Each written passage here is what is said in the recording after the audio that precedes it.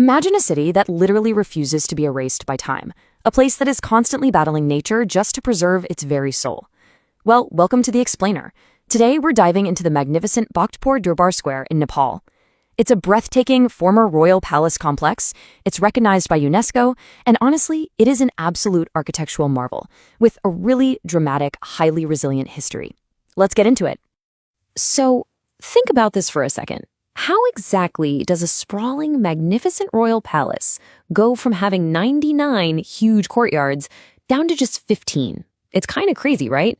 Well, it's a fascinating story packed with incredible artistry, devastating natural disasters, and just remarkable human resilience. To figure out exactly where those 84 missing courtyards went, we have to rewind the clock and look at the absolute peak of the square's power. Section 1. City of the Malla Kings. To really understand the square, we gotta look back to the 14th all the way to the late 18th centuries. This was the golden era when the Malla kings ruled this fiercely independent kingdom of Bhaktapur. Historically, the locals called it Alayaku. That comes from the Sanskrit word Rajakula, literally meaning royal palace. And man, it lived up to the name. This complex was considered the absolute biggest and grandest of the three valley kingdoms of Nepal back then. But it wasn't just a house for kings, It was this massive, fortified epicenter of culture, religion, and political power, the whole shebang. Now, you might be wondering how they actually managed such an enormous place. It's actually brilliant. The fortified grounds were logically sliced into three distinct zones, almost like a giant puzzle. You had the Kwathu, which was the lower palace over on the west, then the Dathu, the middle palace containing the principal buildings and the main entrance, and finally the Thonthu, the upper palace. This layout basically organized a true city within a city, functioning like a perfectly oiled machine. Section 2. Masterpieces in stone and wood. The thing about the Malla kings is they weren't just rulers. They were massive, enthusiastic patrons of the arts. They completely transformed Bhaktapur into a stunning canvas of stone, wood, and gold. The sheer beauty here is honestly hard to overstate. In fact, the eminent English art critic Percy Brown described the breathtaking Golden Gate, which was completed in 1754, with these exact words. The most lovely piece of art in the whole kingdom, it is placed like a jewel, flashing innumerable facets. King Ranajit Malla commissioned this golden marvel as the main entrance to the inner courtyards, and to this day, it's one of the most important works of Nepalese art in existence.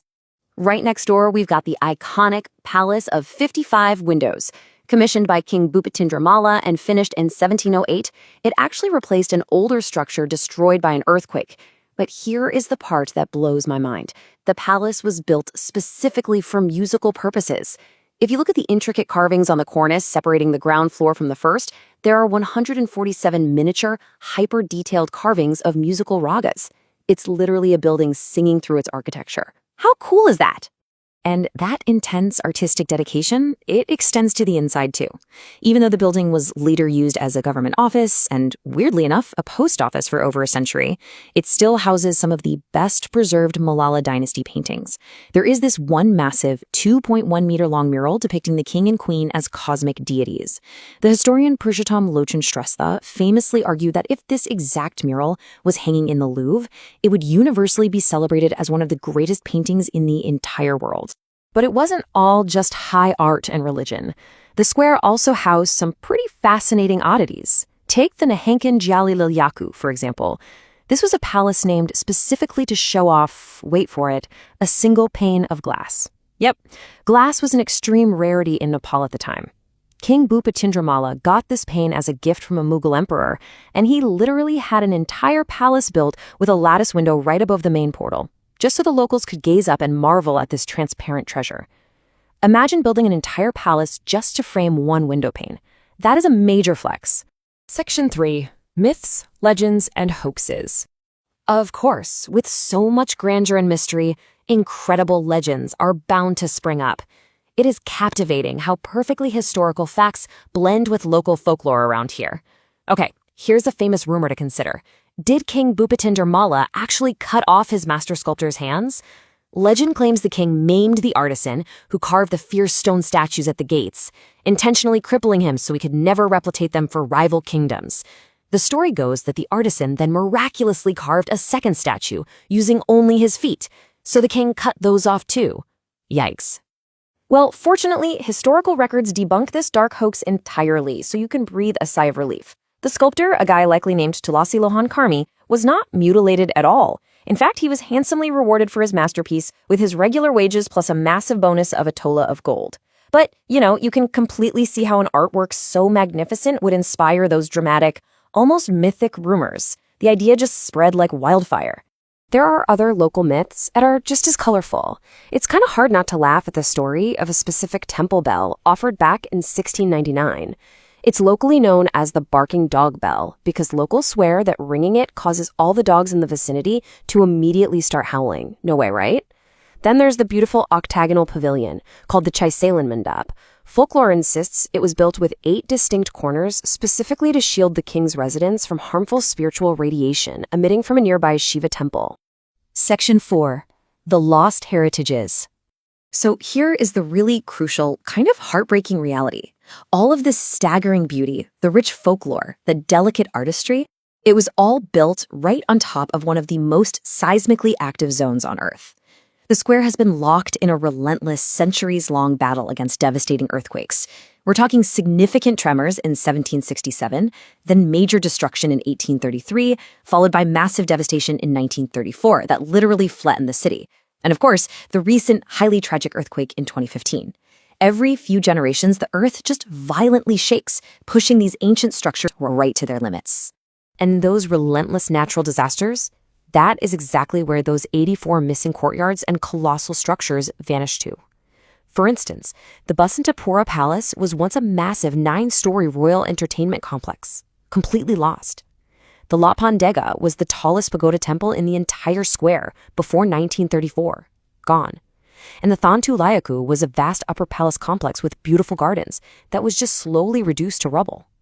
It's wild to think that so much of the original square now only exists in 19th century watercolor paintings. Section 5. Rising from the Rubble. But hey, Bhaktapur isn't just a story of tragedy, not at all. It is an absolute masterclass in resilience and resurrection. The people here flat out refuse to let their heritage stay buried in the dust. The way the city recovers has drastically evolved, though. The immediate rebuilds after that 1934 quake were pretty hasty and flawed.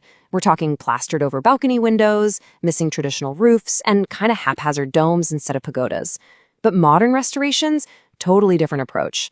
Today, the focus is incredibly meticulous, dedicated entirely to returning the square exactly to its original Malla-era glory. Dedicated historians and architects are doing some truly incredible work right now. They have quite literally peeled back layers of soot and thick 20th century army plaster to save those ancient 18th century murals we talked about earlier.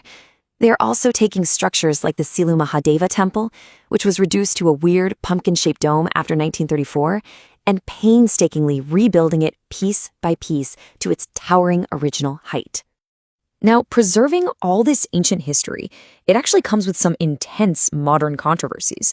Take the octagonal Chaisalan Mandap Pavilion. When it was restored in 1987, the project controversially used hidden modern steel beams instead of sticking to purely traditional timber. Well, local governments and conservationists strongly criticized this. They argued it seriously compromised the historical integrity and the traditional building methods of classic Noir architecture. And honestly, you can totally see their point.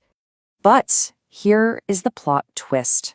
While the traditionalists were not happy, the engineers pointed out a very stark, undeniable reality. Actually, scratch that, it's more of a life-saving reality. Those exact modern steel beams are what saved the pavilion from completely collapsing again during the massive 2015 earthquake. The steel did its job perfectly. It kept the historic structure standing tall while things right around it crumbled to the ground. So this leaves us with a really big, lingering question as we think about the very fragile battle of global cultural preservation. When the next earthquake inevitably strikes, and we know it will it be the new steel beams or the ancient traditions that save the soul of Bhaktapur? It's this incredibly delicate balance between surviving the future and honoring the past, a tension that affects historical sites literally everywhere. Thank you so much for exploring this phenomenal city with me on The Explainer today. Keep questioning how we preserve our history, and I'll catch you on the next one.